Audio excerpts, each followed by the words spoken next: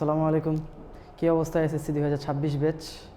আজকে আমি তোমাদেরকে সাথে নিয়ে একটা নতুন সিরিজ শুরু করতে যাচ্ছি। এই সিরিজে 1 ঘন্টায় তোমাদের যা কিছু সিকিউএ লাগে সব সলভ করে দেবো ইনশাল্লাহ। আমি একদম বেসিক থেকে একদম সব কিছু শেষ করে দিব, ঠিক আছে? তো এই ক্লাস করার আগে, যেহেতু কম্প্যাক্ট একটা ক্লাস হবে, মোটামুটি এই চ্যাপ্টারটা একবার পড়া তোমার দরকার, ঠিক আছে? একবার পড়ে আসা দরকার, তারপরে এই ক্লাসটা তুমি করতে পারো। আর এই ক্লাসে আমরা রাসায়নিক বন্ধন অধ্যায় 5-এর যত সিকিউ আসে, যত টাইপের সিকিউ আসতে পারে, সব কিছুই আমরা এক ক্লাসে শেষ করে দেব ইনশাল্লাহ। তো চলো শুরু করি।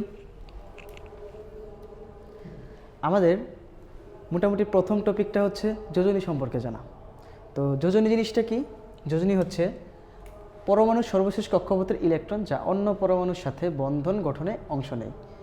খুবই ইম্পর্ট্যান্ট কথা, যে কি করে এমন একটা জিনিস, যোজনী হচ্ছে এমন একটা জিনিস পরমাণুর, যে অন্য একটা পরমাণুর সাথে বন্ধন গঠনে অংশ নেয়, ঠিক আছে? বন্ধন গঠনে অংশ নেয় এরকম একটা জিনিস। কথা বুঝো? ধরো তুমি একজন মানুষ, তোমার হাত দুইটা, তো এই হাতে দুইটা পরমাণুকে ধরতে পারো, দুইটা মানুষকে ধরতে পারবা। তো এরকম যোজনী হচ্ছে একটা পরমাণু সেরকম হাত, আমরা বলতে পারি কি হাত।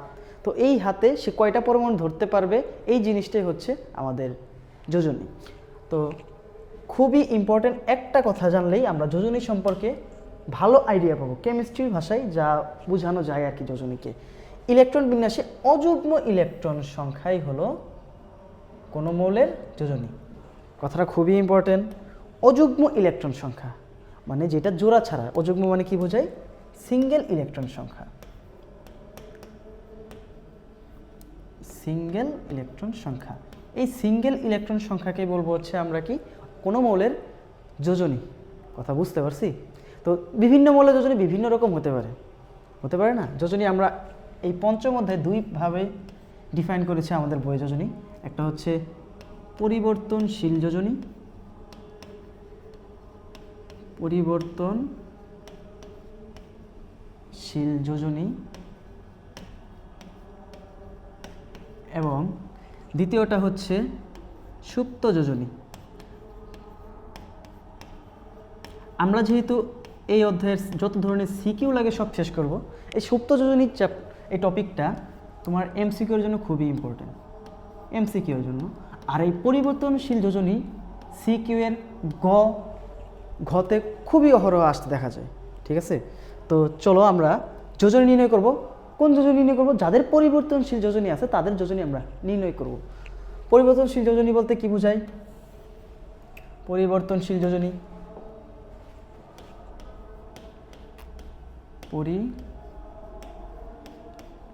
পরিবর্তনশীল যোজনী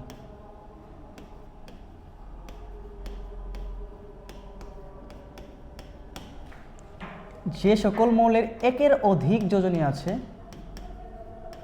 তাদের ক্ষেত্রে পরিবর্তনশীল যোজনী বের করা যায়। একের অধিক মৌল যাদের যোজনী একের অধিক, অর্থাৎ একটার চেয়ে বেশি আছে। যেমন আমরা কিছু উদাহরণে যাব। একাধিক যোজনী বিশিষ্ট মৌল, একাধিক যোজনী বিশিষ্ট মৌল প্রদর্শন করে। পরিবর্তনশীল যোজনী কারা প্রদর্শন করে? একাধিক যোজনী বিশিষ্ট মৌলরাই প্রদর্শন করে। এখন একাধিক যোজনী কার কার থাকতে পারে? যেমন প্রথমেই তোমাদের মাথায় আসবে যে একের অধিক যোজনী আছে কার্বনের কত বলো তো? কার্বনের হচ্ছে 2 এবং 4। তারপর তোমাদের মাথায় আসবে যে সালফারের কত বলো তো? 2, 4, 6। খুবই ইম্পর্টেন্ট কথা।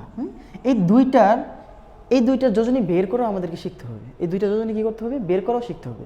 আমি একটা যোজনী বের করে দিই কার্বনেরটা, তারপর বাকিটা ওই মাফিকে তুমি করতে পারবা, ঠিক আছে? চলো শুরু করি। কার্বনের যোজনী নিয়ে, কার্বনের যোজনীগুলো কিন্তু পরীক্ষার জন্য, সিকের জন্য খুবই ইম্পর্টেন্ট। আমি যা পড়াবো, বেসিক যা পড়াবো সবই পরীক্ষার জন্য ইম্পর্টেন্ট, একটা কিছু বাদ না। কার্বনের যোজনী, তো কার্বনের হাত কয়টা? 2টা, 4টা, এরকম যোজনী কয়টা আছে? তা 2 রকমের যোজনী আছে, একটা 2 আর একটা হচ্ছে 4। তো আমরা ইলেকট্রন বিন্যাস হতে আমরা যোজনীগুলা বের করব।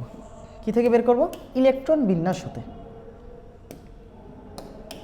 দেখো কার্বনের ইলেকট্রন বিন্যাসটা আমরা করে নিই। কার্বন 6 নম্বর মূল্য 1s2 2s2 2p2, এই হলো কার্বনের ইলেকট্রন বিন্যাস।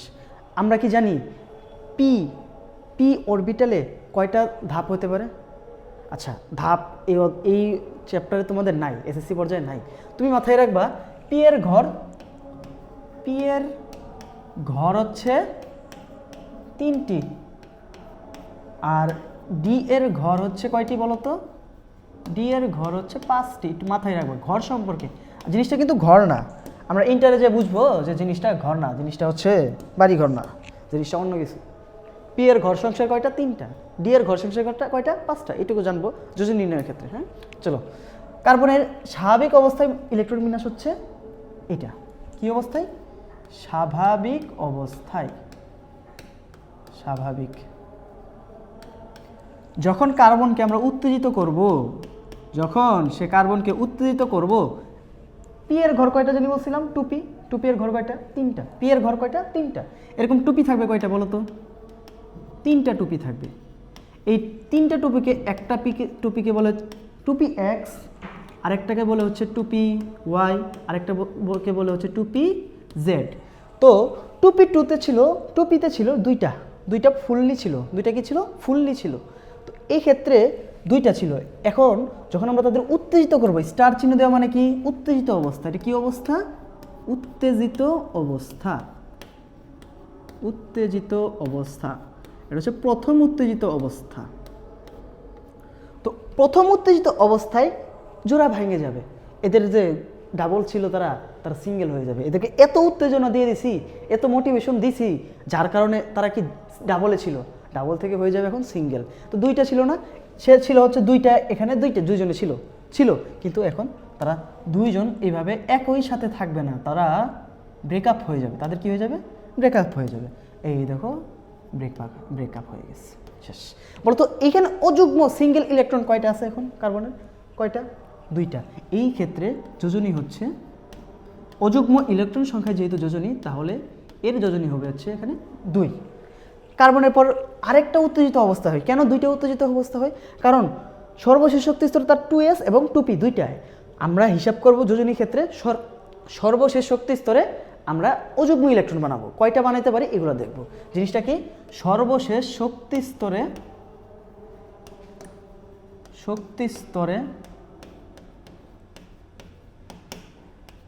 অযুগ্ম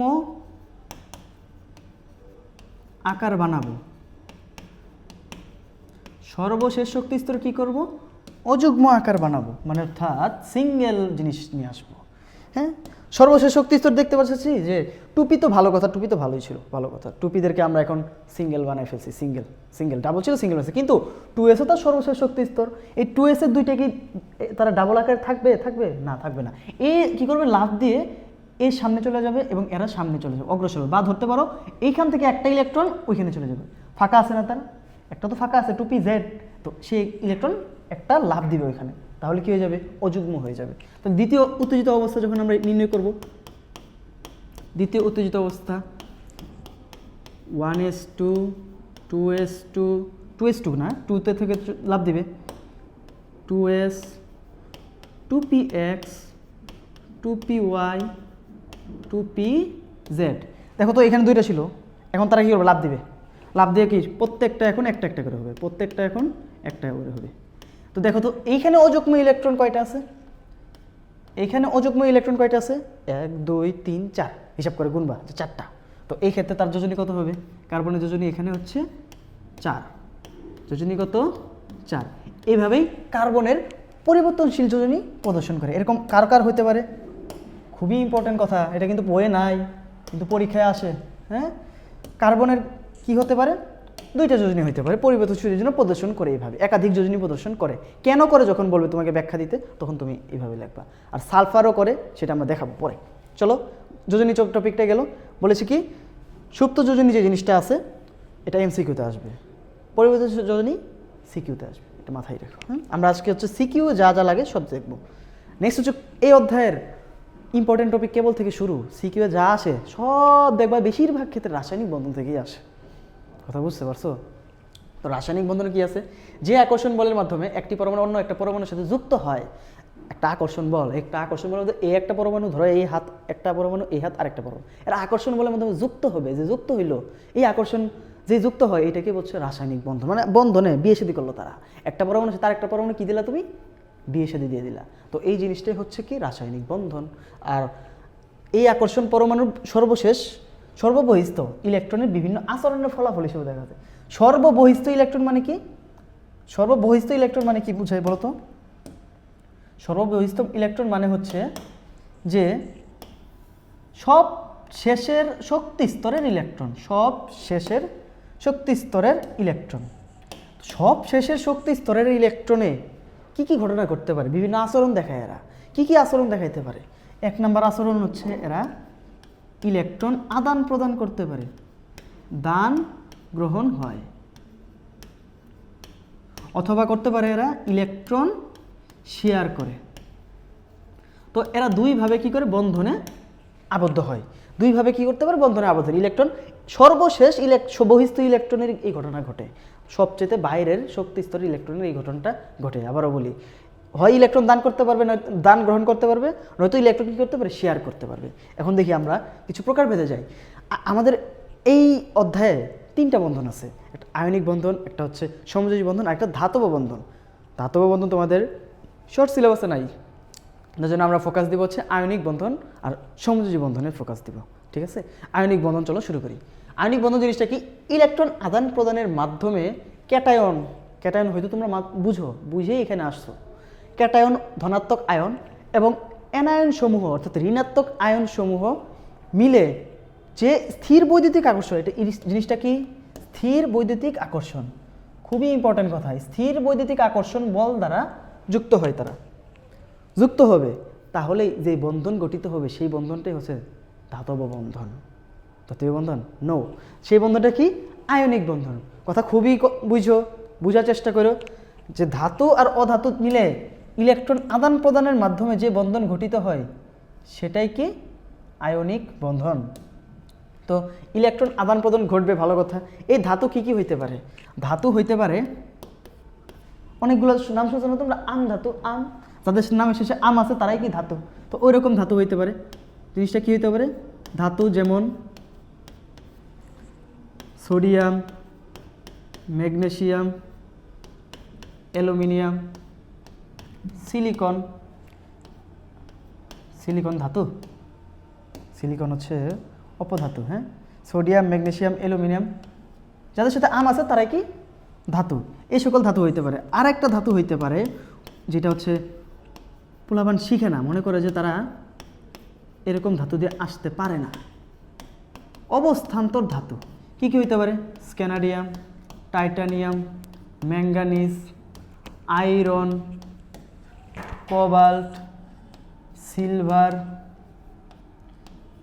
জিঙ্ক এটসেট্রা। এরাও কি অবস্থান ধাতু। এদের সাথে যখন অধাতুরা যুক্ত হবে তখন সেই বন্ধন হবে হচ্ছে আয়নিক বন্ধন। আমাদের মূল কথা হচ্ছে চিহ্নিতকরণ করতে হবে যেটা আয়নিক বন্ধন কিনা সমযোজী বন্ধন। ধাতু আর অধাতু দেখলে, ধাতু আর অধাতুর মধ্যে যে বন্ধন হবে সেই বন্ধনটা কি আয়নিক বন্ধন। একজন ইলেকট্রন ত্যাগ করবে, আরেকজন ইলেকট্রন গ্রহণ করবে। তো সেইভাবে যে বন্ধন গঠন হবে সেটাই হচ্ছে আয়নিক বন্ধন। চলো আমরা কিছু উদাহরণ দেই। তো উদাহরণ হিসেবে আমাদের ফার্স্ট উদাহরণ সবচেয়ে সহজটা দেব নাকি, সবচেয়ে সহজটা আয়রন ক্লোরাইড, ফেরিক ক্লোরাইড। এখানে দেখবো ফেরাস আয়ন আছে, মানে আয়রন আছে, আয়রন এবং ক্লোরিন আছে। এখানে আয়রন কি বলতো, আয়রন হচ্ছে ধাতু, ক্লোরিন কি অধাতু। তুমি আয়রন আর ক্লোরিন দেখার পর চোখ বন্ধ করে বলবো এটা কি আয়নিক বন্ধন গঠন করছে। আর আয়নিক বন্ধন যারা গঠন করে এটা কি যৌগ, আয়নিক যৌগ। কথা বুঝতে পারছো? আয়নিক বন্ধন যারা গঠন করবে তারা কি যৌগ, আয়নিক যৌগ। ধাতু আর অধাতু দেখছো, দেখার সাথে সাথে বলবা কি বন্ধন, এটা আয়নিক বন্ধন। কথা ক্লিয়ার না, ভেজাল আছে? ওকে, চলো তাহলে এটার আমরা কি করব। প্রথমে আমরা দেখবো এটার বিক্রিয়া কিভাবে হয়। বিক্রিয়া কি ঘটবে, এটা বিক্রিয়া হবে। ধাতুতে ইলেকট্রন কি করবে, ত্যাগ করবে, আর অধাতুরা কি করবে, ইলেকট্রন গ্রহণ করবে। ধাতুর কি বিক্রিয়া হবে বলো, ধাতুর হবে হচ্ছে ইলেকট্রন ত্যাগ করবে। আয়রন এখানে কয়টা ইলেকট্রন ত্যাগ করবে? তার যোজনী যত এখানে ততগুলো ইলেকট্রন ত্যাগ করবে। আয়রন এখানে 3টা ইলেকট্রন ত্যাগ করবে। কয়টা? 3টা। আয়রন 3টা ইলেকট্রন ত্যাগ করে আয়রন 3+ পরিণত হবে, কথা সত্য। ক্লোরিন কি করবে? সেই 3টা ইলেকট্রনই গ্রহণ করবে। অনেক গাধারা এটা পারে না এই বিক্রিয়াটা। সেই 3টা ইলেকট্রন কি করবে? তারা গ্রহণ করবে। 3টা ইলেকট্রন কী কী হইতে পারে দেখো। ক্লোরিন, সে তো নিজে 3 ইলেকট্রন গ্রহণ করে না, সে গ্রহণ করে 1 ইলেকট্রন গ্রহণ করে। আমরা জানি ক্লোরিন মাইনাসে পরিণত হয়, কিন্তু 3টা ক্লোরিন লাগবে আমার এখানে। এই জন্য কী করতে হবে? একটা ক্লোরিন একটা ইলেকট্রন গ্রহণ করে, একটা ক্লোরিন মাইনাস উৎপন্ন হয়। তাহলে 3টা ক্লোরিন সেই তার 3টা ইলেকট্রন গ্রহণ করে 3টা ক্লোরিন মাইনাসে উৎপন্ন হয়। কথা বুঝতে পারছো? এই জিনিসটা একটু মাথায় অবশ্যই রাখতে হবে। হ্যাঁ, তারপর হচ্ছে সামগ্রিকভাবে বিক্রিয়া লিখবা iron plus 3 chlorine, iron 3+ plus 3 chlorine minus.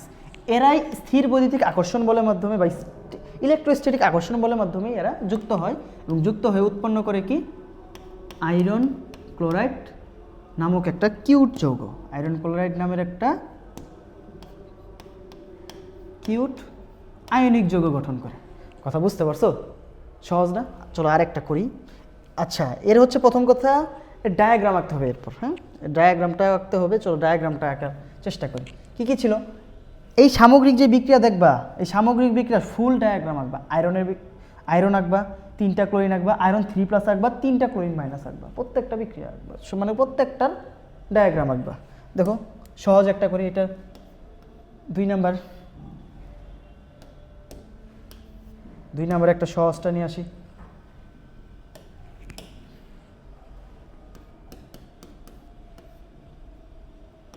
Sodium fluoride.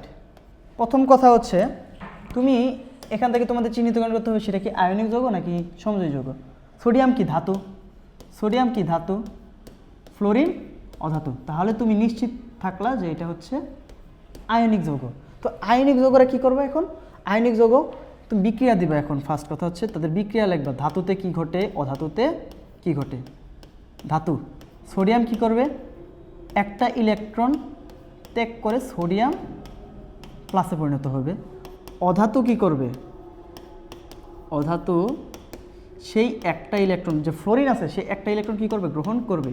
গ্রহণ করে ফ্লোরিন মাইনাসে পরিণত হবে এবং সব শেষে সবগুলোকে অ্যাড করে দেবে। Sodium plus fluorine, sodium plus plus fluorine minus. কথা সত্য? সুন্দর না জিনিসটা? এখন হচ্ছে এদের আমাদের ডায়াগ্রাম আঁকতে হবে। খুবই ইম্পর্টেন্ট কথাবার্তা, খুবই ইম্পর্টেন্ট কথাবার্তা। ডায়াগ্রাম আঁকবো আমরা। কি আঁকবো? এখন এর ডায়াগ্রাম আঁকবো। ডায়াগ্রাম বলতে সামগ্রিক যে নিচে যতটুকু আছে, যেইটা আছে সামগ্রিক যে বিক্রিয়াটা পাইলাম আমরা, ইলেকট্রন মাইনাস প্লাস কইরা সোডিয়াম প্লাস ফ্লোরিন থাকলো, ইলেকট্রন মাইনাস কাটাকাটি চলে গেল এবং এই পাশে থাকলো সোডিয়াম প্লাস ফ্লোরিন, এ পাশে থাকলো সোডিয়াম প্লাস আর ফ্লোরিন মাইনাস আয়ন হিসেবে থাকলো। তো এদের ডায়াগ্রামটা আমরা আঁকবো। ডায়াগ্রামটা আঁকবো। দেখো সোডিয়ামের ডায়াগ্রামটা আঁকি।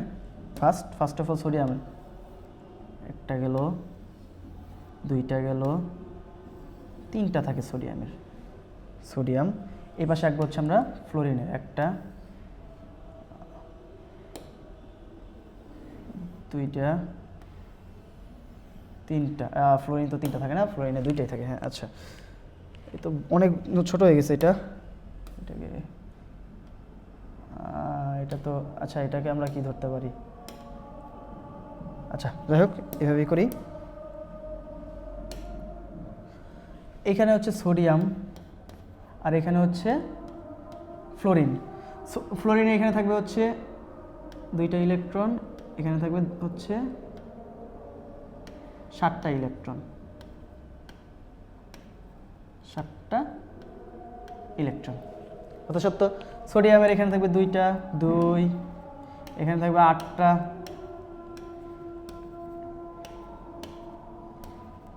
8টা ইলেকট্রন এবং সবশেষে থাকবে একটা ইলেকট্রন। এই সোডিয়াম কি করবে? একটা ইলেকট্রন ফ্লোরিনকে দিবে। সোডিয়াম একটা ইলেকট্রন ফ্লোরিনকে দিবে। দিয়ে দাও, চিহ্ন দিয়ে দেখা দাও। এই যে সোডিয়াম ফ্লোরিনকে দিবে। শেষ।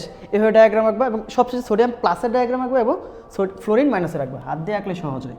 সোডিয়াম প্লাসের ডায়াগ্রাম কি হয়? সোডিয়াম প্লাস, তার তো একটা ইলেকট্রন কম হয়ে গেল, শক্তি স্তর একটা কমে গেল, 1 2 1 2 3 4 5 6 7 8 ফ্লোরিন আঁকো, তার একটা ইলেকট্রন বেড়ে গেল, 1 2 3 4 5 6 7 8 1 2। কথা বুঝতে পারছো? এভাবে ডায়াগ্রাম এঁকে দিবা, তাহলেই শেষ হয়ে যাবে। সিকে ব্যাখ্যাটা দিবা, ডায়াগ্রাম আঁকবা, বিক্রিয়া আঁকবা, সব শেষ। কথা বুঝছো? প্রথমে ধরতে হবে, তারপর বিক্রিয়া, তারপর ডায়াগ্রাম, কাহিনী শেষ, খতম। চলো নেক্সট আমরা যাই। নেক্সট হচ্ছে আয়নিক যৌগরা সবসময় ক্যালাস আকারে পাওয়া যায়। কী আকারে যায়? ক্যালাস বা স্ফটিক। দেখো এরা হচ্ছে কঠিন ক্যালাস আবদ্ধ থাকে, এরা স্ফটিক আকারে পাওয়া যায়, বা ক্যালাস শক্তিশালী কঠিন আকার পাওয়া যায়। কারণ কি? কারণ হচ্ছে আয়নিক যৌগ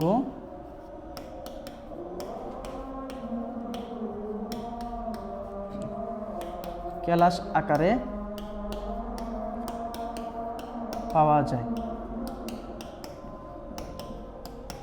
কারণ কি? তাদের আন্তঃকণা আকর্ষণ, এই যে কণাদের মধ্যে আকর্ষণটা অনেক বেশি। আকর্ষণটা কি? অনেক বেশি। আন্তঃকণা আকর্ষণটা বেশি হওয়ার কারণে এরা নিজেদের মধ্যে আকর্ষণ কঠিন আকারে থাকে। আন্তঃকণা আকর্ষণ বেশি, সেজন্য কি কঠিন আকারে পাওয়া যায়, কঠিন হিসেবে পাওয়া যায়। শুধু কি সমযোজী যৌগরাই আয়ন কেলাস হয়? শুধু সমযোজী যৌগ কেলাস হয় নাকি অন্যান্য যৌগ হয়? অন্যান্য যৌগ হয়। যেমন সমযোজী যৌগ আছে, তারাও কেলাস আকার হয়। এটা খুবই ইম্পর্টেন্ট একটা চিত্র, এটা একটু মাথায় রাখবা। হ্যাঁ, যে কোনো টাইম পরীক্ষায় চলে আসতে পারো, এই চিত্রটা আঁকার চেষ্টা করবো। হ্যাঁ, আমি পারি না দেখে ফটো নিয়ে আসছি। তো দেখো সমযোজী যৌগ যেমন সিলিকন ডাইঅক্সাইড, একে আমরা কি বলি? আচ্ছা, আমরা কালি এটা সাজাই নেই। সিলিকন ডাইঅক্সাইড, একে আমরা কি বলি? বালি। এই বালিরও ক্যালাস হয়। কেমন ক্যালাসটা দেখাই? এই সিলিকন, এই অক্সিজেন,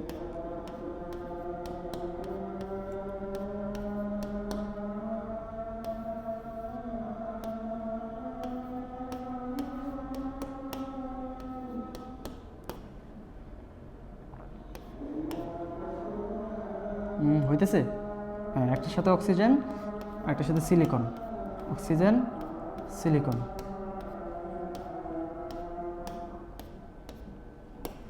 এরকম চিত্রটা একটু ঝামেলা হয়ে গেছে, আবার চিত্রটা আঁকি আমরা। একটা অক্সিজেন, একটা সিলিকন, এভাবে দিতে হবে আবদ্ধ করে। হ্যাঁ, দেখো জিনিসটা, এই তো সিলিকন দিলাম একটা, অক্সিজেন দিলাম একটা, সিলিকন দিলাম একটা, অক্সিজেন দিলাম একটা। ঠিক আছে, সিলিকন নিচে আবার থাকবে হচ্ছে অক্সিজেন, এবং সিলিকনের পরে আবার থাকবে হচ্ছে অক্সিজেনের পরে থাকবে সিলিকন, অক্সিজেন সিলিকন। এই তো এইভাবে কেলাস আকারে আবদ্ধ হইতেই থাকবে, চলতেই থাকবে, এটা জিনিসটা চলতেই থাকবে। ঠিক আছে, এরকম সিলিকন ডাইঅক্সাইড, বালিরও কেলাস আকারে পাওয়া যায়। একই সমযোজী যৌগ না, তারও কেলাস পাওয়া যায়। কথা বুঝতে পারছো? মানে শক্ত কঠিন আকারে পাওয়া যায় এদেরকে। চলো নেক্সটে যাই আমরা আগে। সমযোজী বন্ধন। সমযোজী বন্ধন অবশ্যই তোমরা জানো, ধাতু আর অধাতু তো বন্ধন করে আয়নিক বন্ধন। এখন ধাতু, দুইটা ধাতু সর্বশেষ শক্তি স্তরে স্থায়ী ইলেকট্রন বানাস লাভের জন্য সে ইলেকট্রন শেয়ারের মাধ্যমে কি করে? এরা ইলেকট্রন শেয়ার করে। এরা কি করবে? ইলেকট্রন শেয়ার করবে। শেয়ারের মাধ্যমে যে বন্ধন গঠন করে তাকে বলা হচ্ছে সমযোজী বন্ধন। আর অধাতু আর অধাতুর মধ্যে এই বন্ধনটা হয়। এই বন্ধনে শুধুমাত্র আমাদের ডায়াগ্রাম আঁকতে পারলেই হয়ে যাবে। ফার্স্টত ধরতে হবে আমাদেরকে যে জিনিসটা সমযোজী নাকি আয়নিক। তারপর এই বন্ধনে হচ্ছে দুর্বল ভ্যান ডার ওয়ালস আকর্ষণ বল থাকে। দুর্বল ভ্যান ডার ওয়ালস আকর্ষণ বল দ্বারা এরা আবদ্ধ হয়। এরা হচ্ছে দুর্বল ভ্যান ডার ওয়ালস বল দ্বারা আকর্ষিত হয়, আকর্ষণ হয়। কথা বুঝতে পারছো? অর্থাৎ এটা হচ্ছে দুর্বল ভ্যান ডার ওয়ালস বল দ্বারা আকর্ষণ হয়।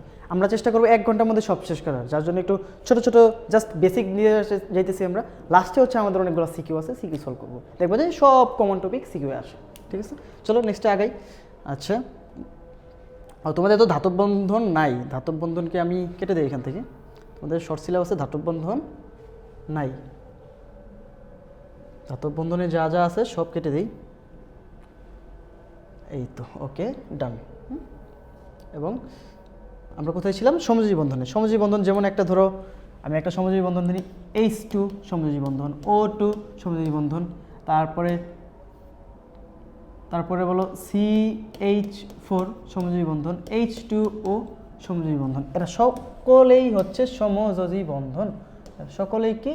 সমযোজী বন্ধন। তো এদের ক্ষেত্রে আমাদের ডায়াগ্রাম আঁকতে হবে। কি আঁকতে হবে? ডায়াগ্রাম আঁকতে হবে। হ্যাঁ, ডায়াগ্রাম আঁকতে হবে। এরা কি সবাই সমযোজী বন্ধন? চলো আমরা একটা আঁকার চেষ্টা করি।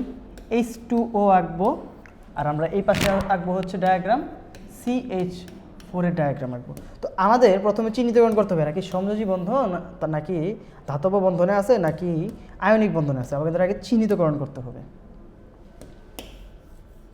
ফার্স্টে চিহ্নিতকরণ করে বুঝলাম যে এটা হচ্ছে পানি, আর এ হচ্ছে CH4, এ হচ্ছে পানি, এ হচ্ছে CH4। চলো ডায়াগ্রাম আঁকি। ফার্স্ট ডায়াগ্রাম কীভাবে আঁকবো? যে কেন্দ্রীয় পরমাণু, অর্থাৎ কেন্দ্রীয় পরমাণু চিন্তা করবো এখানে আমরা। কি কেন্দ্রীয় পরমাণু? যার পরিমাণ কম, যে পরমাণু কম সংখ্যক সেই হচ্ছে কেন্দ্রীয় পরমাণু। যে কম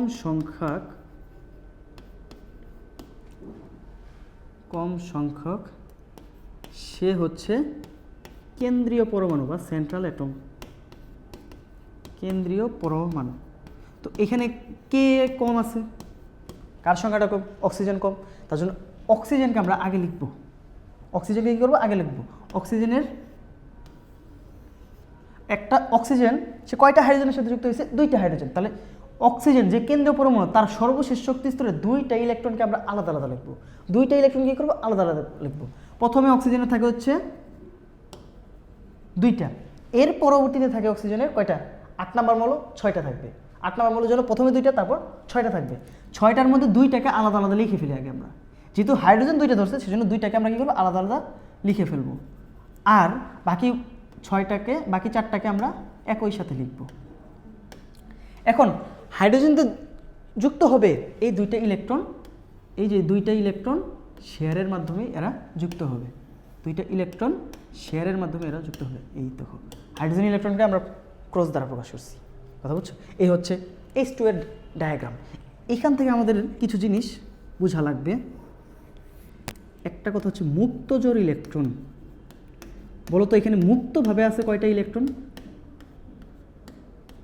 মুক্তভাবে আছে কয়টা ইলেকট্রন? মুক্তভাবে, একদম মুক্তভাবে আছে এরা।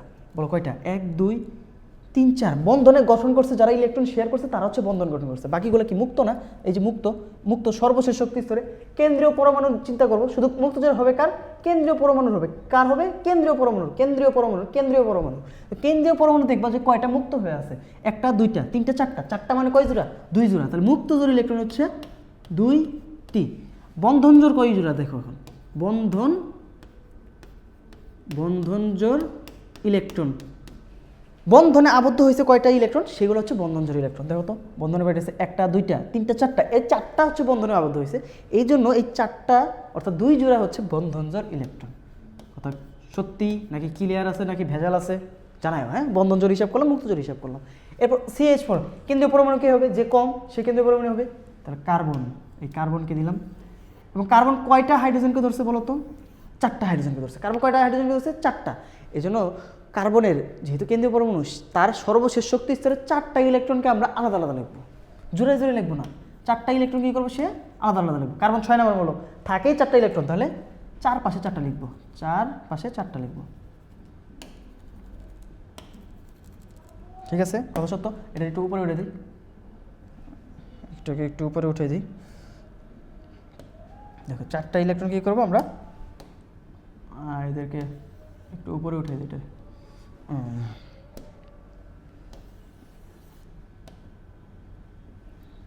দেখো 4টা লিখে ফেলছি। এখন 4টা হচ্ছে এখানে আমরা হাইড্রোজেন যুক্ত করে দেবো। এই যে হাইড্রোজেনকে আমরা প্রকাশ করতেছি ক্রস দ্বারা। হাইড্রোজেনকে ক্রস দ্বারা। এখান থেকে আমরা মুক্তজোড় বন্ধন জোড় হিসাব করবো। মুক্তজোড় কয়টা আছে দেখো? মুক্তজোড় ইলেকট্রন আছে এখানে হচ্ছে কেন্দ্রীয় পরমাণুর 0টা, একটাও নাই, মুক্তভাবে নাই, তাহলে 0। বন্ধন জোড় ইলেকট্রন কয়টা হবে দেখো? বন্ধন জোড় ইলেকট্রন। বন্ধন জোড় ইলেকট্রন হবে কয়টা? বন্ধনে আবদ্ধ আছে যতগুলো ইলেকট্রন সবগুলোকে কত জোড়া আছে এটা হিসাব করবো আমরা। 1 2 3 4 5 6 7 8, 8টা বন্ধন আছে, তাহলে কয় জোড়া? 4 জোড়া। এই ছিল H2O এবং CH4 এর ডায়াগ্রাম এবং মুক্ত জোড় বন্ধন জোড় হিসাব। কথা বুঝছো? কম কম করাচ্ছি, এবং কম কম করানোর কারণ হচ্ছে শর্টকাটে শেষ করতে হবে আমার 1 ঘন্টার মধ্যে। 1 ঘন্টার মধ্যে ইনশাল্লাহ আশা করি শেষ হয়ে যাবে।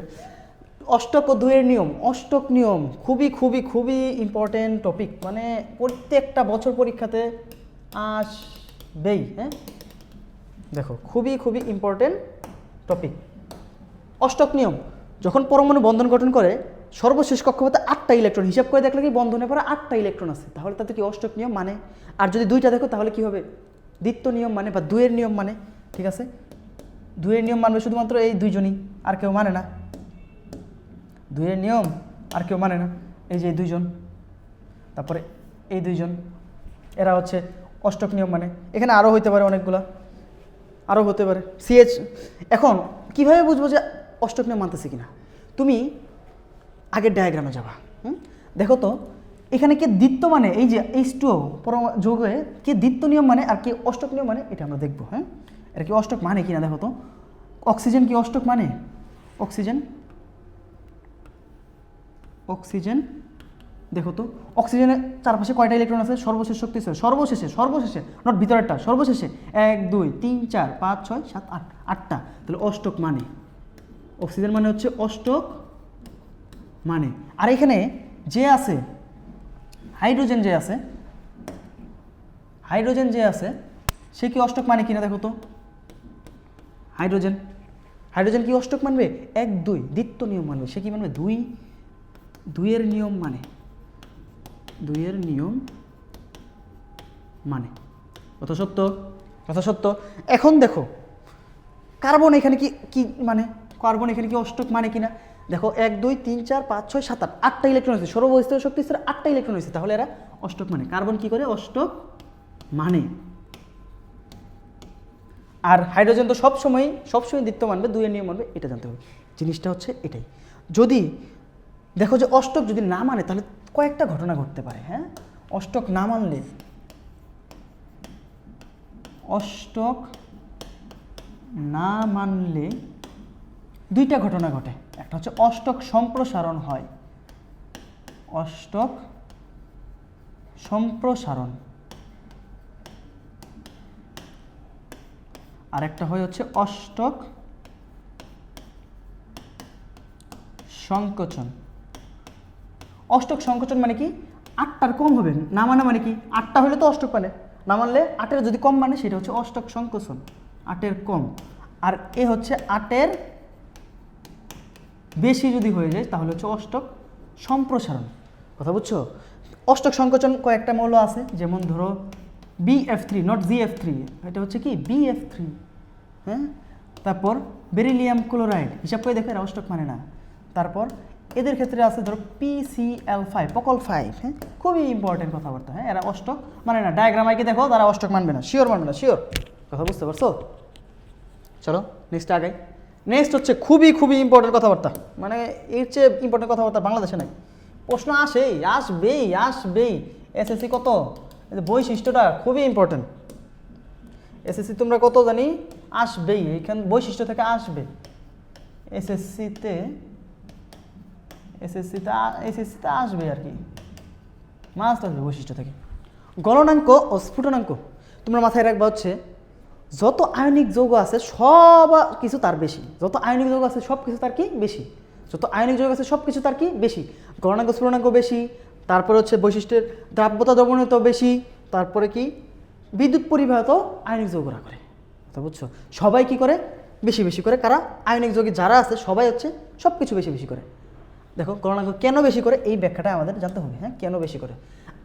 আয়নিক যৌগে ধনাত্মক ও ঋণাত্মক আধান থাকে, ভালো কথা, ধনাত্মক আর ঋণাত্মক আধান থাকে, ধনাত্মক ও ঋণাত্মক আধান থাকে, থাকে না? প্লাস মাইনাস থাকে আয়নিক যৌগে। এই আধানদের পরস্পরের সাথে দৃঢ়ভাবে আবদ্ধ থাকে। এটা বইয়ের উঠানো, বই পড়ে নিও, আমার সাথে সাথে মিলাও। আয়নিক যৌগে এর অসংখ্য ধনাত্মক ও ঋণাত্মক আধান পরস্পরের কাছাকাছি থেকে ত্রিমাত্রিকভাবে সুবিন্যস্ত হয়ে একটি স্ফটিক তৈরি করে। এই যে খুবই ইম্পর্টেন্ট কথা, হ্যাঁ, স্ফটিক, আমি তো একটু আগে বললাম যে স্ফটিক তৈরি করে তারা। কঠিন, এখন কঠিন জিনিসকে তোমার গলাইতে বেশি তাপ দিতে হবে নাকি তরল জিনিসকে গলাইতে বেশি তাপ দিতে হবে? অবশ্যই কঠিন জিনিস, একই গলনাঙ্ক তার জন্য বেশি হবে। কঠিন ধরো আবদ্ধ আছে, তাদের জোড়া তুমি ছাড়াইবা তাহলে বেশি তাপ লাগবে। আর যদি ধরো আছে এরকম, আরে এ তো বন্ধন নাই, তো এটা ছাড়াইতে বেশি সময় লাগবে না, একটু পেঁচার লাগাই দিবা আর সে ছুটে যাবে, ব্রেকআপ। আর এরে হচ্ছে তুমি ছাড়াইতে মানে খুবই কষ্ট হবে, এরা জনম পিওর লাভ। এরা কি পিওর লাভকে সরাইতে তুমি অনেক কষ্ট হবে, যার জন্য গলনাঙ্ক এদের বেশি। এতে তাদের আন্তঃআণবিক আকর্ষণ কি হয়, বেশি হয়, ফলে এদেরকে একেবারে কাছ থেকে দূরে সরিয়ে নিতে বা গলিয়ে ফেলতে অনেক বেশি তাপ শক্তির প্রয়োজন হয়, অনেক বেশি তাপ প্রয়োজন হয়। গলনাঙ্ক মানে কি, যে তাপমাত্রায় গলতে শুরু করে। স্ফুটনাঙ্ক হচ্ছে যে তাপমাত্রায় ফুটতে শুরু করে, কাজেই এদের গলনাঙ্ক স্ফুটনাঙ্ক অনেক বেশি হয়। অপর দিকে সমযোজী অনুসমূহের মধ্যে আন্তঃআণবিক আকর্ষণ মূলত দুর্বল ভ্যান ডার ওয়ালস বলের কারণে হয়। দুর্বল না, আকর্ষণ কম থাকে, কাজেই সমযোজী যৌগে আন্তঃআণবিক আকর্ষণ বল অনেক কম হয়। এজন্য তাদেরকে সামান্য তাপ প্রদান করলে এরা পরস্পরের কাছ থেকে দূরে সরে যায়, অর্থাৎ এদের গলনাঙ্ক ও স্ফুটনাঙ্ক কম হয়। কথা বুঝতে পারছো? মূল কথা হচ্ছে স্ফটিক আকারে থাকে তারা, কঠিন, যে আমি একটু আগে বললাম স্ফটিক ক্যালাস কীভাবে থাকে ওইভাবে থাকে। আর হচ্ছে তারা কি বলে এটাকে, ত্রিমাত্রিক সুবিন্যস্ত স্ফটিক থাকে এবং তাদের হচ্ছে কাছাকাছি থাকে, তাদের আন্তঃআণবিক আকর্ষণ অনেক বেশি হয়, যার জন্য কি এদেরকে সরাইতে খুব কষ্ট হবে, তাপশক্তি বেশি প্রয়োজন হবে। ধরো তোমাকে দিলাম সোডিয়াম ক্লোরাইড আর হচ্ছে ধরো CH4, কার গলনাঙ্ক বেশি? অবশ্যই তুমি দেখবা যে আয়নিক যৌগ খুব বেশি হবে। উত্তর কি হবে? অবশ্যই সোডিয়াম ক্লোরাইড।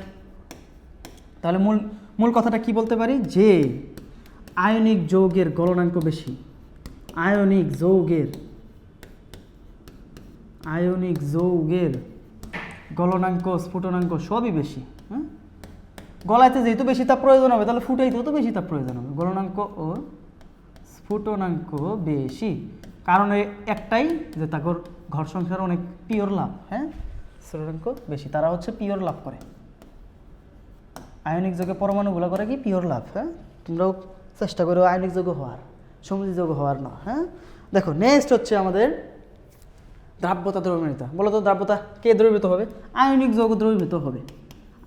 আয়নিক যৌগ কিছু ব্যতিক্রম আছে, একটাই ব্যতিক্রম, আয়নিক যৌগ পানিতে দ্রবীভূত হয়, পানিতে দ্রবীভূত হয়। কিন্তু ব্যতিক্রম কারা জানো? সিলভার ক্লোরাইড, এ হচ্ছে ঘাড়তেরা, সিলভার ক্লোরাইড ছাড়া। কথা বলছো, সিলভার ক্লোরাইড ছাড়া যত আয়নিক যৌগ আছে তারা দ্রবীভূত হয়ে যায়, সমযোজী যৌগরা দ্রবীভূত হয় না। তোমাকে চিনতে হবে যে সমযোজী যৌগ এটা নাকি আয়নিক যৌগ। চিনার পর তুমি বলতে পারবা যে কোনটা দ্রবীভূত হবে কোনটা দ্রবীভূত হবে না। কারণ কি? কারণ হিসেবে হচ্ছে, প্রথম কারণ হচ্ছে আমরা একটু জানি পোলার দ্রাবকটা কি। এখানে প্রথমেই লেখা পোলার দ্রাবক পানি। পানি কেন পোলার দ্রাবক এটাকে আমরা বুঝি। পানি কেন পোলার দ্রাবক এটা আগে বুঝি আমরা। পানি মানে কি? এইচ কেন? কেন্দ্রীয় পরমাণুকে আগে লিখতে হয়।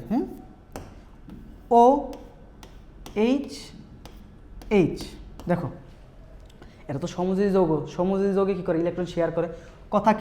কথা হচ্ছে শেয়ার করে, মাঝখানে দুইজনে মনে করো যে মাঝখানে সমান সমান ভাগ নেওয়া, সম্পত্তির সমান সমান ভাগ নেওয়া। একটা ইলেকট্রন তুমি দাও, একটা ইলেকট্রন আমি নেই, তো এরকম ভাগ নেওয়া। তো অক্সিজেন হচ্ছে খাড়াইশ, এ হচ্ছে তড়িৎ-ঋণাত্মকতা বেশি, বেশি যার, সে হচ্ছে ইলেকট্রন শেয়ারকৃত ইলেকট্রন না, টান দেয় নিজের কাছে। সে তো বলছে শেয়ার করবো, আচ্ছা শেয়ার করবো, কিছুদিন পরে যাওয়ার পরে সে টান দিছে, হাই রে, এই যে টান দিছে, ইলেকট্রন কি করছে? অক্সিজেন নিজের দিকে টান দিছে। তো টান দেওয়ার পর তড়িৎ-ঋণাত্মক বেশি হওয়ার কারণে টান দিছে, হাইড্রোজেনের কম, তড়িৎ-ঋণাত্মক আগে একটু লিখি। হ্যাঁ, তড়িৎ-ঋণাত্মকতা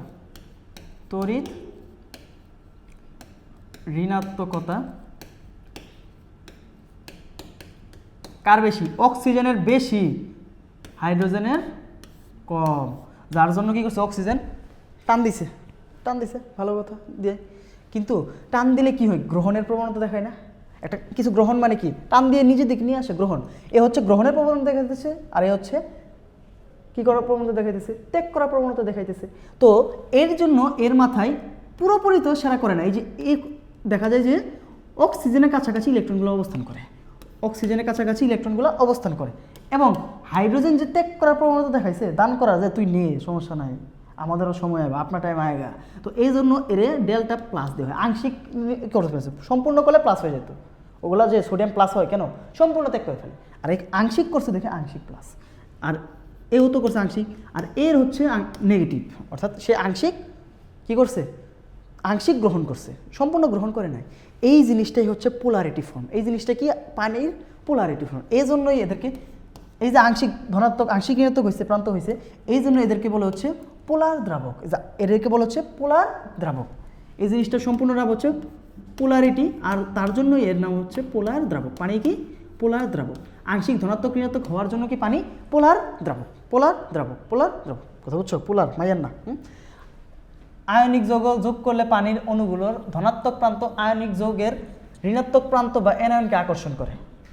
ধনাত্মক প্লাস সবসময় মাইনাসকে আকর্ষণ করে, মাইনাস সবসময় প্লাসকে আকর্ষণ করে, বাস্তব কথা। হ্যাঁ, তো যোগ করার পরে কী করে, ধনাত্মক প্রান্ত আয়নিক যৌগের ঋণাত্মক প্রান্তকে আকর্ষণ করে, ঋণাত্মক প্রান্ত আয়নিক যৌগের ধনাত্মক প্রান্তকে আকর্ষণ করে। তো একইভাবে পানির অণুর ধনাত্মক প্রান্ত আয়নিক যৌগের ধনাত্মক প্রান্ত বা এনায়নকে ক্যাটায়নকে আকর্ষণ করে, সত্য কথা।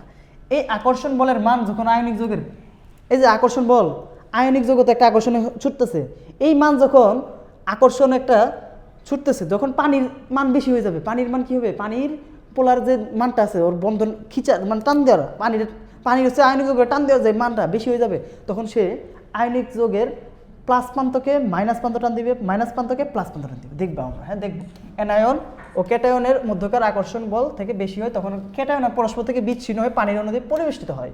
এভাবে আয়নিক যৌগ পানিতে দ্রবীভূত হয়। এটা বইয়ের খুবই ইম্পর্টেন্ট, মানে এখান থেকে প্রশ্ন আসবে। আমি বলে দিলাম এই দ্রাব্যতা দ্রবণতা থেকে এসএসসি 2026-এ প্রশ্ন পাবা।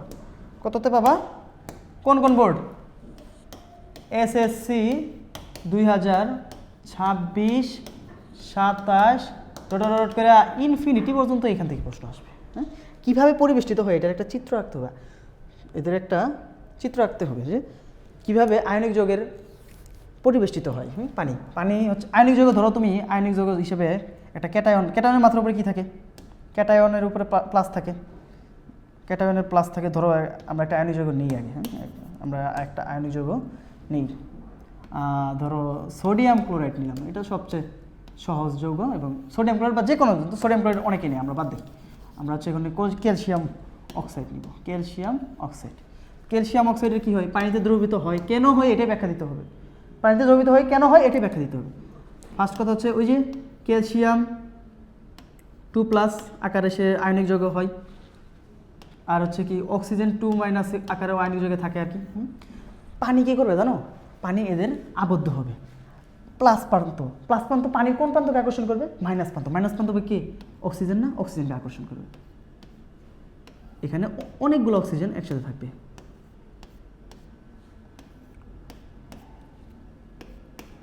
অক্সিজেনকে আকর্ষণ করবে। এই চিত্র আঁকা শিখতে পারলেই তোমার আর কিছু লাগবে না, তুমি খালি পরীক্ষার হলে এই চিত্র রাখে দেবা, আর কিচ্ছু লাগবে না তোমার, তুমি পাস।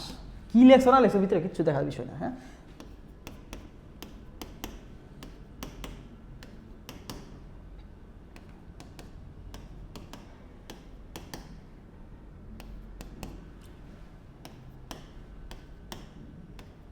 এই যে পানির অণু দ্বারা কী করছে, ক্যাটায়ন পানির অণু দ্বারা পরিবেষ্টিত হয়ে গেছে। কারণ কি, অক্সিজেনের দিকে যে আকর্ষণ প্লাস মাইনাসকে আকর্ষণ করবে, নট হাইড্রোজেন। হাইড্রোজেন যদি কত, হাইড্রোজেন তার দিকে থাকতো, থাকে না, এই আকর্ষণ করছে, পরিবেষ্টিত হয়ে গেছে। প্লাস প্রান্ত পানির মাইনাস প্রান্তের সাথে আকর্ষণ করে এবং পরিবেষ্টিত হয়ে যায়, দেখতে পারবে না, প্লাস মাইনাসকে আকর্ষণ করছে, শেষ। চিত্রটা এরকম, চিত্র আঁকতে পারলে কাম শেষ। তুমি আর কিছু করো বা না করো, চিত্র আঁকতে পারলেই কাম শেষ। এখন দেখো অক্সিজেনেরটা কি, O2- তো আছে, কাকে আকর্ষণ করবে, প্লাসকে আকর্ষণ করবে, প্লাসকে এখানে H+, এইভাবে চিত্রটা হবে এরকম, Δ- H কতগুলা দিবা, তাই না, তোমার যত মন চায়, টাইম থাকলে তুমি 100, 200, 300 দিবা, হ্যাঁ যত মন চায় দিবা। আর এটা কি সুন্দর চিত্র হইতেছে, দেখছো। আগে বের করতে হবে যে প্লাস কে আছে এখানে, মাইনাস কে আছে, তারপর হচ্ছে যত মন চাই তোমার, আই হাই তুমি দিতেই থাকবা, দিতেই থাকবা, পরিবেষ্টিত করাইতেই থাকবা। হ্যাঁ, পরিবেষ্টিত করাইতেই থাকবা, মানে ঘুরতেছে তার মধ্যে, ঠিক আছে, এই জিনিসটা হবে। যদি অন্য একটা আয়ন থাকতো, সোডিয়াম প্লাস থাকলে এখানে সোডিয়াম প্লাস লিখতা, আর ক্লোরিন মাইনাস লিখতে এখানে সোডিয়াম ক্লোরাইড থাকলে যে কোনো আয়নিক যৌগ থাকো প্লাসের সাথে এইভাবে যাবে, মাইনাসের সাথে এইভাবে যাবে। কথা বুঝছো? এইগুলো চিত্রটা আঁকার পর ব্যাখ্যাটাই যে ব্যাখ্যা, বইয়ের ব্যাখ্যা একটা সুন্দর ব্যাখ্যা দিলাম, যে এসে লিখবা, শেষ, অটো 4-4। হ্যাঁ, তারপর দেখো লাস্ট টপিক, লাস্ট বিদ্যুৎ পরিবাহিতা।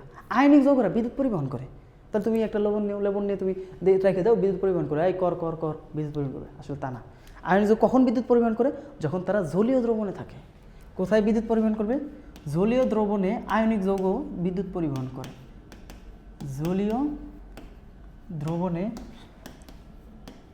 আয়নিক যৌগ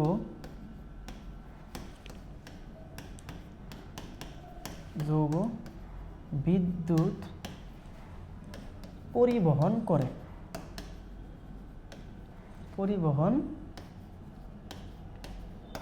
ঠিক আছে, কথা সত্য। আয়নিক যৌগে, জলীয় দ্রবণে আয়নিক যৌগ বিদ্যুৎ পরিবহন করে। ধরো আয়নিক যৌগ একটা নেও, ধরো সোডিয়াম ক্লোরাইড নিলা, এই জলীয় দ্রবণ দিলা, পানিতে দিলা, এরা কি বিক্রিয়া করবে? এই গাদারা, এরা কি বিক্রিয়া করবে? মাথায় রাখো, পানিতে আয়নিক যৌগ দিলে এরা বিক্রিয়া করে না, এরা আয়ন হিসেবে ঘুরে ঘুরে বেড়ায়। আয়ন হিসেবে ঘুরে ঘুরে বেড়ায়। তো আয়ন হিসেবে ঘুরে ঘুরে বেড়ানোর সময় একটা নির্দিষ্ট সিস্টেম আছে, তড়িৎ বিশ্লেষ্য সিস্টেম। সিস্টেমটা কি? তড়িৎ বিশ্লেষ্য সিস্টেম। এই যে সিস্টেমটা, এই যে লাইট, হ্যাঁ, লাইট। তো এখানে হচ্ছে পানিতে তুমি সোডিয়াম প্লাস, বহুত সোডিয়াম প্লাস ক্লোরিন মাইনাস আছে, বহুত সোডিয়াম প্লাস আর কি ক্লোরিন মাইনাস আছে। এরা কি করবে? ইলেকট্রন আদান প্রদান করবে। আর ইলেকট্রন আদান প্রদান যখন করে, সোডিয়াম প্লাস কী করবে জানো? সোডিয়াম ইলেকট্রন ত্যাগ করে, সোডিয়াম প্লাস ইলেকট্রন গ্রহণ করে। মাথায় রেখো, সোডিয়াম ইলেকট্রন ত্যাগ করে, সোডিয়াম আর সোডিয়াম প্লাস এক কথা না, সোডিয়াম প্লাস ইলেকট্রন গ্রহণ করে। কী করবে? ইলেকট্রন গ্রহণ করে সোডিয়ামে পরিণত হবে। আর ক্লোরিন মাইনাস ইলেকট্রন ত্যাগ করে ক্লোরিনে পরিণত হবে। তো ইলেকট্রনের আদান প্রদান ঘটবে না এখানে। দেখো তো, সোডিয়াম প্লাস ইলেকট্রন গ্রহণ করবে, ক্লোরিন মাইনাস ইলেকট্রন ত্যাগ করবে, ত্যাগ করার পর এটা চলতে থাকবে। আর ইলেকট্রনের আদান প্রদানই হচ্ছে বিদ্যুৎ প্রবাহ। ইলেকট্রন আদান প্রদান মানে কি? বিদ্যুৎ প্রবাহ। ইলেকট্রনের প্রবাহ মানে বিদ্যুৎ প্রবাহ। ইলেকট্রনের আদান প্রদান হয়ে যাবে কি? বিদ্যুৎ প্রবাহ। আর এটা কি ঘটে? তড়িৎ বিশ্লেষণ করলে। তড়িৎ বিশ্লেষণ, ঠিক আছে, কথা বুঝছো? এটা হচ্ছে দশম অধ্যায়ের পড়াশোনা, তোমাদের তো নাই, এতটুকু মাথায় যাবে, শেষ। বিদ্যুৎ পরিবহন করে। কেন করে? আয়নিক যৌগে সব কিছুই বেশি বেশি, আয়নিক যৌগে সব কিছু করে। আয়নিক যৌগ কী করে? সব কিছুই করে। তাহলে আমরা কি লিখতে পারি? আয়নিক যৌগ সব বেশি, গলনাঙ্ক বেশি, সবই বেশি। মানে কি একটা জিনিস!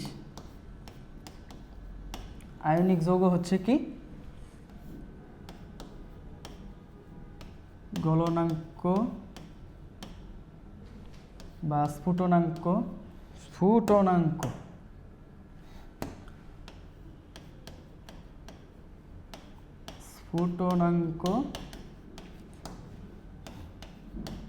বেশি। 2 নাম্বার কথা হচ্ছে পানিতে দ্রবীভূত হয়। 3 নাম্বার কথা হচ্ছে এরা কি ঘটে? বিদ্যুৎ পরিবাহী। কথা বুঝছো নি? সহজ জিনিস, যে আয়নিক যৌগের সব কিছুই বেশি, সব কিছুই করে, সব কিছুই তার দ্রবীভূত হয়ে যায়। শেষ, মোটামুটি বেসিক এতটুকুতে শেষ, বেসিক শেষ। এখন তুমি সিকিউ দেখবা, ধরবা, কোশ্চেন ধরতে পারলেই তুমি সব পারবা। এখন আমি তোমাকে কোশ্চেন ধরে দেবো, আর ব্যাখ্যা লেখার দায়িত্ব তোমার। ব্যাখ্যা তো আমি লিখিয়ে দিছি সব কিছু, কোশ্চেন শুধু আমি ধরাই দেবো কয়েকটা কোশ্চেন, যেই টাইপ থেকে শিওর থেকে কমন আসবে, এই টাইপগুলো থেকেই প্রত্যেকটা বছর আসবে। বাংলাদেশের সিস্টেমটা এরকমই যে তারা নতুন নতুন কিছু দেয় না, আগের বছরগুলো থেকে যা আসে সব এই টাইপগুলোই উঠাই দেয়। বুঝছো? চলো শুরু করি। কোথায় গেল এটা? সৃজনশীল সমাধান। হ্যাঁ, দেখো আমরা এখান থেকে ঘ নাম্বারটা দেখব। ঘ নাম্বারটা প্রশ্ন কি বলছে? এক্স ও ওয়াই, ঘ নাম্বারটা দেখবো। হ্যাঁ, আগে লিখে রাখি ঘ নাম্বার। এক্স ও ওয়াই এবং জেড ও ওয়াই এর দ্বারা গঠিত যৌগদের মধ্যে একটি পানি দ্রবীভূত হলে অপরটি দ্রবীভূত হয় না। এক্স ও ওয়াই এর একটা যৌগ আছে, এক্সকে দেখি তো। এক্স হচ্ছে সালফারের আগে, ওয়াই হচ্ছে সালফারের পরে। সালফারের আগে কি? ফসফরাস। সালফারের আগে কি? ফসফরাস। সালফারের আগে কি? ফসফরাস। সালফারের পরে কি? ক্লোরিন। ধরতে হবে এগুলো। হ্যাঁ, এক্স ওয়াই কি? তাহলে এক্স ওয়াই দ্বারা গঠিত যৌগ, এক্স ওয়াই কী হবে? পি, ফসফরাস আর ক্লোরিনের মধ্যে গঠিত যৌগ, ফসফরাস আর ক্লোরিন। হ্যাঁ, এদের মধ্যে কি যৌগ হবে বলো? যৌগ হবে এদের মধ্যে হচ্ছে PCl3 অথবা PCl5, যে কোনো একটা হবে, যেহেতু তার যোজনী দুইটা। কথা সত্য। এরপর ZOY, জেডকে পটাশিয়ামের পরে, পটাশিয়ামের পরে কি থাকে? ক্যালসিয়াম। দেখো তো, তাহলে Y, Z হচ্ছে, Y তো অবশ্যই ক্লোরিন আর ক্যালসিয়াম, এই দুইটার মধ্যে যৌগ। এই দুইটার মধ্যে কী যৌগ হবে বলো? মূল কথা হচ্ছে রসায়নে এইগুলো ধরতে পারলেই তুমি শেষ, তোমার পড়াশোনা শেষ, তুমি শুধু ব্যাখ্যা লেখায় আসবা। উদ্দীপক ধরাটাই কঠিন আর সব করা সহজ। বলতো এর মধ্যে আয়নিক কে? এ হচ্ছে আয়নিক, তাহলে আয়নিক, আর এ হচ্ছে সমযোজী, কারণ দুইটাই অধাতু, আর এরা দুইটাই একটা ধাতু একটা অধাতু। তাহলে আয়নিক হওয়ার জন্য কি দ্রবীভূত হবে, একটা হয় আর একটা হয় না, আর এটি দ্রবীভূত হয়, আর এ হচ্ছে দ্রবীভূত হয় না। লিখে দিবা ব্যাখ্যা কেন হয় ওইটা, কারণ তার প্লাস মাইনাস প্রান্ত আছে, পানির আকর্ষণ করে, এই করে সেই করে, তারপরে হচ্ছে পরিবেষ্টিত হয় এবং দ্রবীভূত। কিন্তু এদের তো প্লাস মাইনাস কিচ্ছু নাই, তাহলে দ্রবীভূত হবে না, দ্রবীভূত হয় না। সিম্পল। আমার কাজ হচ্ছে তোমাকে ধরাই দেওয়া, তুমি তারপর টেস্ট পেপার সলভ করবে, তারপর কোয়েশ্চেন দেখবে, অ্যানালাইসিস করবো, সব পারবে ইনশাআল্লাহ। হ্যাঁ, সব টপিক শেষ করছি। দেখো ঘ নাম্বার, এখানে ঘ নাম্বার দেখছো, ঘ নাম্বারে এটা মাস্ট আসবে। এইগুলো তো কয়েকটা লিখছি, আর অনেক কোটি কোটি বোর্ডে আসছে এই জিনিসটা। উদ্দীপকের মূল দ্বারা গঠিত XY4, আবার XY4 একটা ZY, যোগের একটি পানিতে দ্রবীভূত হলে অপরটি পানিতে দ্রবীভূত হয় না। X এর ভর সংখ্যা হচ্ছে 12, Y এর ভর সংখ্যা হচ্ছে 35, Z এর ভর সংখ্যা হচ্ছে 23। দেখো XY4, X কি তাহলে বলো তো? X ভর সংখ্যা 12 কার আছে? কার্বনের 12, কার্বন। Y কি বলো? Y কি? Y হচ্ছে 35 হচ্ছে ক্লোরিন। তারপরে Z কি? Z হচ্ছে, দেখো Z কি? Z হচ্ছে 23 নম্বর মূল, 23 নম্বর ভর সংখ্যা 23, সোডিয়াম। তাহলে XY কি হবে? XY হবে হচ্ছে, XY4 হবে হচ্ছে CCl4। এই কোয়েশ্চেনগুলো ধরতে পারলেই, আমি তোমাদেরকে বলি, কোয়েশ্চেন ধরতে পারলেই তোমার কাজ শেষ। সত্য কথা, বিশ্বাস করো, কোয়েশ্চেন ধরতে পারলেই তুমি সব পারবে ইনশাল্লাহ, এই কোয়েশ্চেনগুলো ধরতে পারলেই। তারপর হচ্ছে ZY কি হবে বলো তো? Z হচ্ছে সোডিয়াম ক্লোরিন। এখন বলো এর মধ্যে কে পানিতে দ্রবীভূত হবে? জার। মূল কথা হচ্ছে জার সমযোজী যৌগ, যে দ্রবীভূত হবে না, দ্রবীভূত হয় না, এই দেখো হয় না, দ্রবীভূত হয় না। সুন্দর মতো লিখবা, প্রিয় স্যার এ দ্রবীভূত হয় না। কেন হয় না? সে সমযোজী যৌগ। কেন হয়? সে হচ্ছে আয়নিক যৌগ, দ্রবীভূত হয়। কেন হয়? চিত্রটা আঁকবা মাস্ট, চিত্র আঁকলে স্যার দেখে তোমার নাম্বার দেবো, তুমি অনেক জানো, চিত্র দেখি স্যারে বুঝে যাবে, তো তারপর ব্যাখ্যাটা দিবা চিত্র থেকে, শেষ, দ্রবীভূত হয়। দেখো নেক্সট এই যে কোয়েশ্চেন, আবার কোয়েশ্চেন, এইটারও ঘ। দেখো এই কোয়েশ্চেন আসেই, মানে কি বলবো তোমাকে।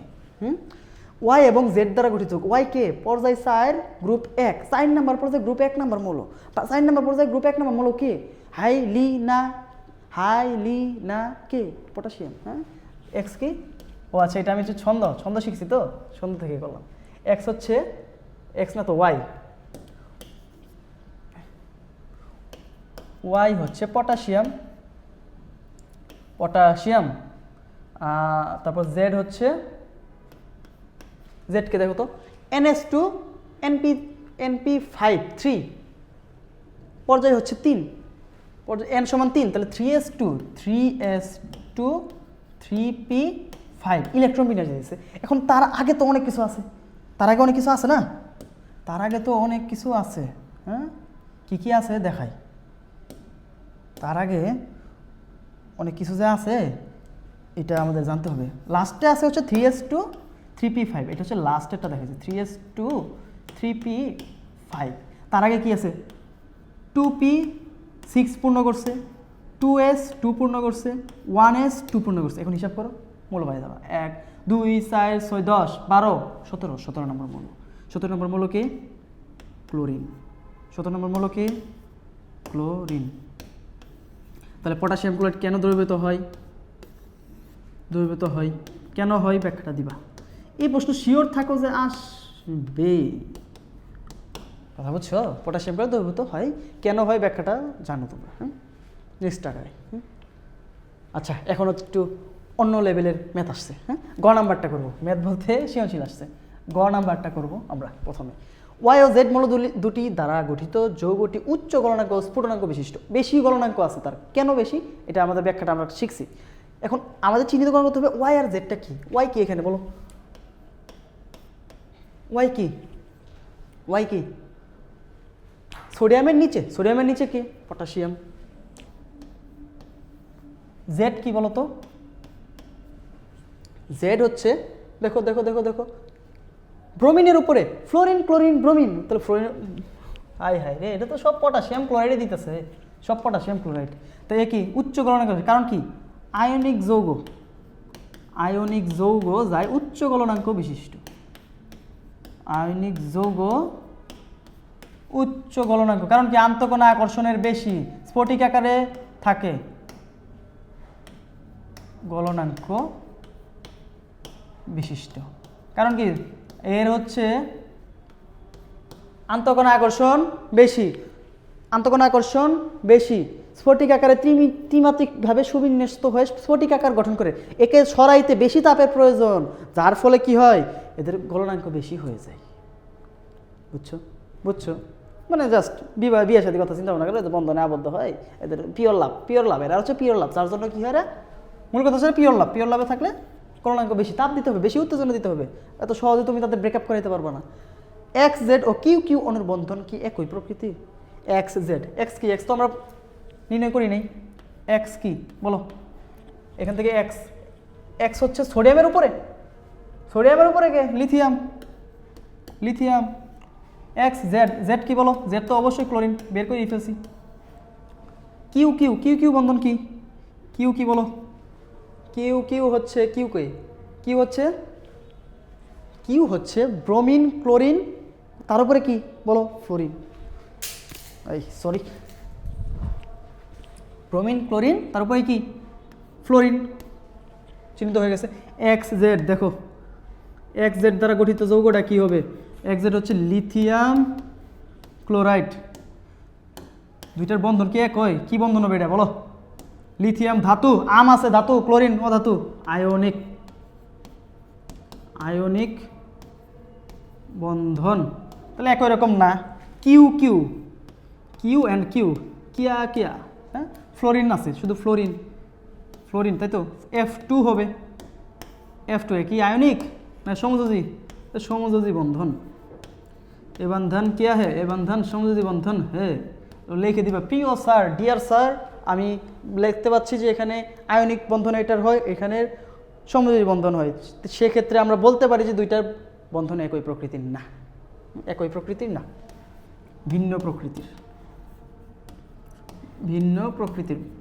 সুন্দর করে বলবা টিচারদের, প্রিয় স্যার, ডিয়ার স্যার, সুন্দর করে বলবা। হ্যাঁ, নেক্সট দেখো, এ ও আর মৌল দুটির বন্ধন গঠন করবা। গ নাম্বার আগে করবো আমরা।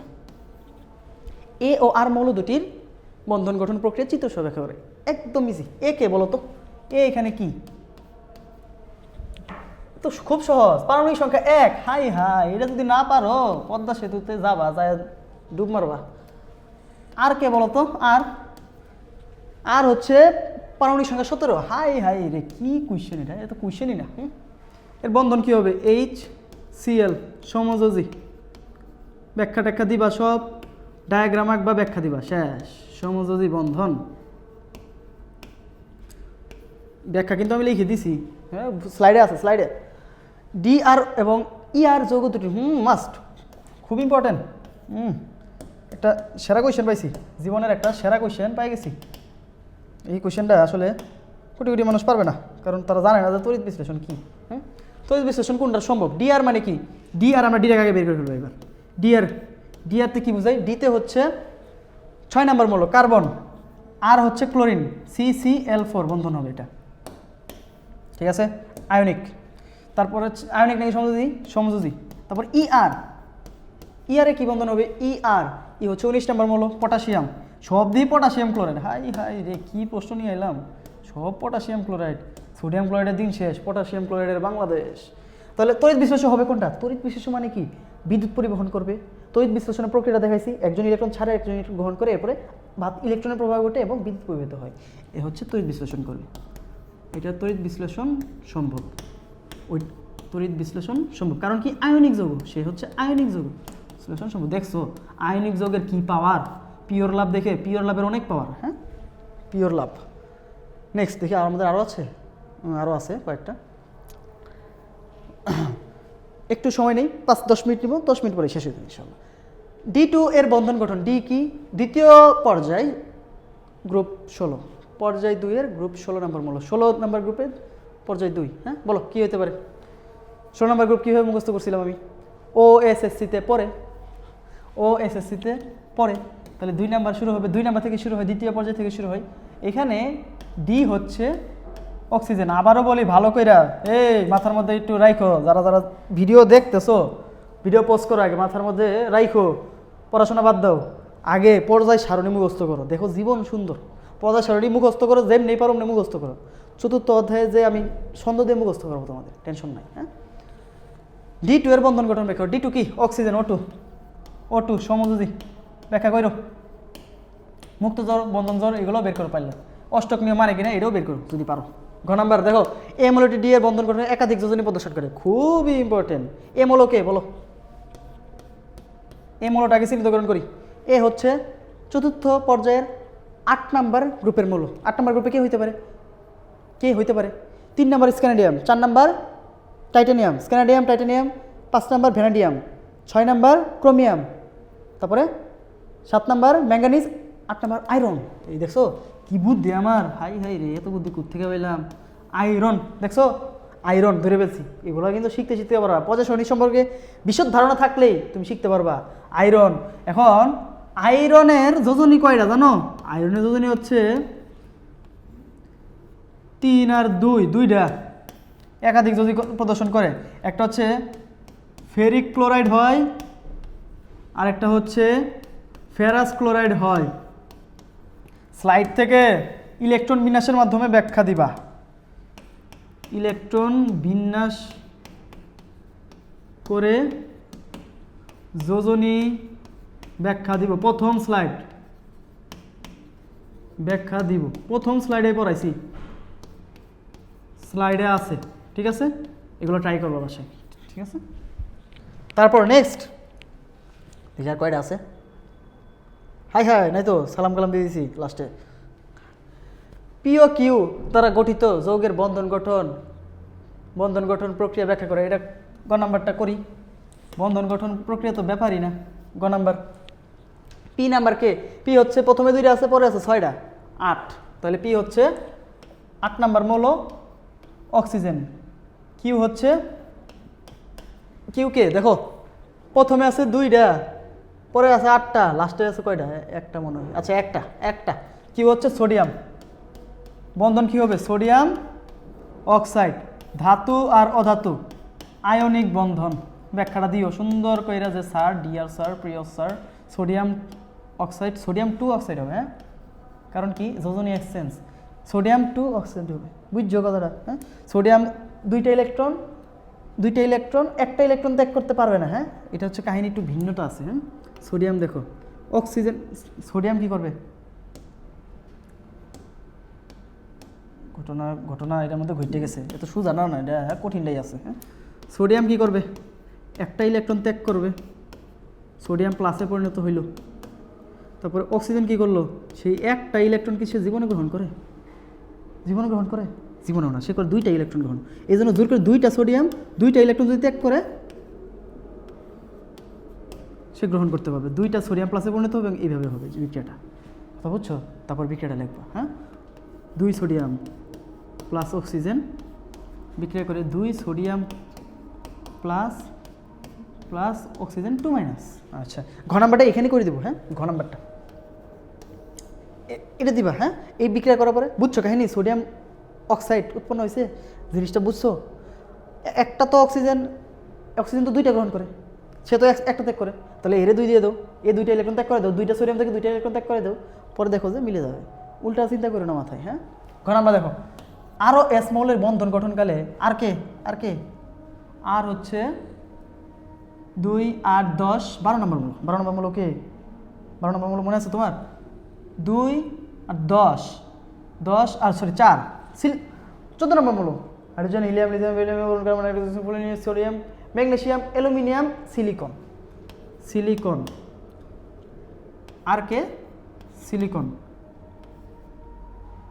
এস কে বলো? এস হচ্ছে